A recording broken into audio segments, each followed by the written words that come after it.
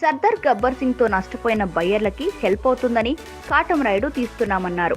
అయితే సర్దార్ తో నష్టపోయిన వారిలో అందరికీ న్యాయం జరగలేదని నిరాహార దీక్షలను బట్టి అర్థమవుతుంది. ఆ సినిమాతో నష్టపోయి ఈ సినిమా కొనలేని పరిస్థితుల్లో ఉన్న వారికి రైట్స్ ఇవ్వలేదట. సర్దార్ తో నష్టపోయిన కొందరికి మాత్రం కాటమరాయుడు రైట్స్ దక్కాయి. అయితే ఈ చిత్రానికి ఇప్పుడు వినిపిస్తున్న టాక్ ను బట్టి ఓపెనింగ్ వచ్చినా రికవరీ కష్టమని ట్రేడ్ వర్గాలు అంటున్నాయి. అల్టిమేట్ గా నష్టాలు చవి చూడాల్సి వస్తుందని అంచనా వేస్తున్నాయి. అదే జరిగిన పక్షంలో కాటమరాయుడు బాధితుల కోసం మరో సినిమా చేస్తారా?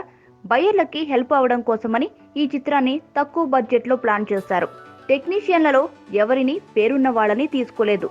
పవన్ తర్వాత శృతి హాసన్ కి తప్ప వేరెవరికి పెద్దగా పారితోషికం ఇచ్చి ఉండరు.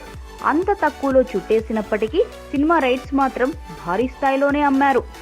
బయ్యర్లని దృష్టిలో పెట్టుకొని ఈ చిత్రం బిజినెస్ 50 కోట్ల స్థాయిలో చేయలేదు. పవన్ రెగ్యులర్ సినిమాల మాదిరిగానే 85 కోట్లు రాబట్టారు. మరి ఈ చిత్రాన్ని సర్దార్తో నష్టపోయిన వారికి చేశామనడం ఎంతవరకు సబబు? సర్దార్కి లాభాలే తప్ప నష్టం రాని నిర్మాతకి మళ్ళీ ఈ సినిమాతోనూ లాభాల పంట పండింది. మరి బయ్యర్ల మాటేమిటి?